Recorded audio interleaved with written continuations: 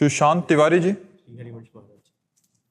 श्री हरिवंश महाराज जी। महाराज जी, आपके सत्संग सुनकर पता चला कि जीवन का एकमात्र लक्ष्य श्री जी की भक्ति करना है, लेकिन हम अधम फिर भी भौतिक सुखों को प्राप्त करने के लिए लगे रहते हैं। क्या मनुष्य को भौतिक सुविधाओं की चाह बिल्कुल नहीं करनी चाहिए महाराज जी? क्या हमें कुछ बनने या प्राप्त करने की? तो क्या चाह करने से सब कुछ प्राप्त हो रहा है? क्या जो हम चाह कर रहे हैं वो सब कुछ तो नहीं प्राप्त हो रहा। जो हमारे प्रारब्ध में है वो हमें मिल जाएगा। चाह करने से क्या होता है? प्रारब्ध में भगवत प्राप्ति नहीं है, इसकी चाह करो, भजन की चाह करो, धर्म की चाह करो, सत्य की चाह करो, सत्य के राह पे चलने की चाह करो, तो भौतिक सुख तो अपने आप मिल जाएंगे। सुविधाएं तो तुम्हारे को प्रारब्ध अनुसार मिल जाएंगी, लेकिन भगवान प्रारब्ध अनुसार नहीं मिलेंगे। जैसे कोई दुख की चाह नहीं करता ना, फिर भी दुख मिलता है ना, ऐसे तुम सुख की चाह ना करो तो भी तुम्हें सुख मिलेगा। केवल अपने कर्म को करते रहो, जो तुम्हारा कर्तव्य है, कर्म है, उस कर्म को करते रहो।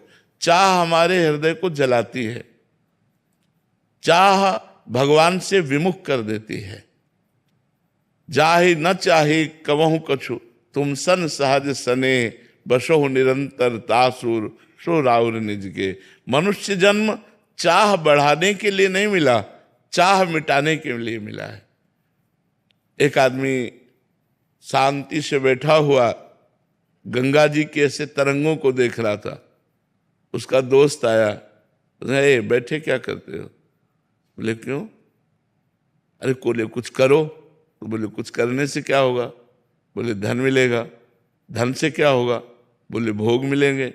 बोले भोग मिलेगा फिर क्या होगा? बोले शांति से बैठेंगे। तो बोले बैठे थे यहाँ शांति से। इतना चक्र चाह में आदमी परेशान है।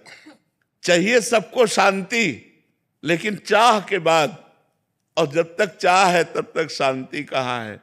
तो चाह हमें लगता है भगवान की करनी चाहिए कि मेरे भगवान हम पर कृपा करें कि मुझसे भजन बन जाए, भगवान का सुमिरन बन जाए, परोपकार बन जाए, दूसरों का हित बन जाए। ऐसी चाह करो। हम आपसे सत्य कहते हैं, बिना चाहे सब कुछ अपने आप आ जाएगा। अगर भाग्य में लिखा है ना, तो बिना चाहे अपने आप आ जाएगा। हम देख रहे हैं ना, वो देख रहे हैं, हमारी इच्छा नहीं है, बिल्कुल नहीं। हमारी इच्छा जो है वो भगवान जानते हैं हमारी इच्छा क्या है। तो जब तक हमारे अंदर चाह है तब तक हमें जन्म जन्मांतर भटकना पड़ेगा। अगर हम चाह मिटा दे तो अपने आप सारे सुख आ जाएंगे। ये भी बात समझ लो। अचाह पुरुष के पास सारे सुख अपने आप आ जाते हैं। अब उसकी चाह नहीं रही तो उनका महत्व नहीं रहता। चाह में महत्व है। तो हम अगर जो चाहें करते हैं वो हमको फंसाती चली जाती है, एक चाह के बाद दूसरी चाह। चाह कभी किसी की पूर्ति नहीं हुई, आज तक किसी की पूर्ति नहीं हुई। एक चाह पूर्ति होते दो चाहें खड़ी हो जाती, दो को पूरा करो, चार खड़ी हो गई। देखो चाह का क्रम ऐसा है। एक लड़का स्कूल जाता था पैदल, उसका बाप धनी था। तो एक दिन विद्यार्थी साइकिल से, उसने देखा ये तो बड़ी सुविधाजनक है, पैदल चलने में तो स्कूल तक पहुंचने में थक जाते हैं, साइकिल ये तो पैर मारो आराम से चलते जाओ। उसने कहा कि पिताजी मुझे साइकिल चाहिए। एक साइकिल खरीदी। कुछ दिन साइकिल से चला, देखा बगल से मोटरसाइकिल, पैर भी नहीं चलाना, बस हाथ से इशारा करो भाग रही है, और साइकिल पीछे छूट गई और वो आगे निकल गया मोटरसाइकिल वाला। ये यार पापा हम साइकिल से नहीं चलेंगे, हमें मोटरसाइकिल चाहिए। वो धनी आदमी था, मोटरसाइकिल खरीदी। कुछ दिन मोटरसाइकिल से चला, पानी गिर रहा था, तो देखा बंद शीशे की कार, बगल से एकदम। अरे बोले ये तो बहुत यार। गया और कहा पापा मोटरसाइकिल से नहीं चलूंगा, कार से चलूंगा। अब कुछ दिन कार से चला तो जाम में कार फंसी गई। ऊपर देखा हेलीकॉप्टर लेकर। उसने कहा पापा हेलीकॉप्टर, थप्पड़ मारा, फिर पैदल कर दिया।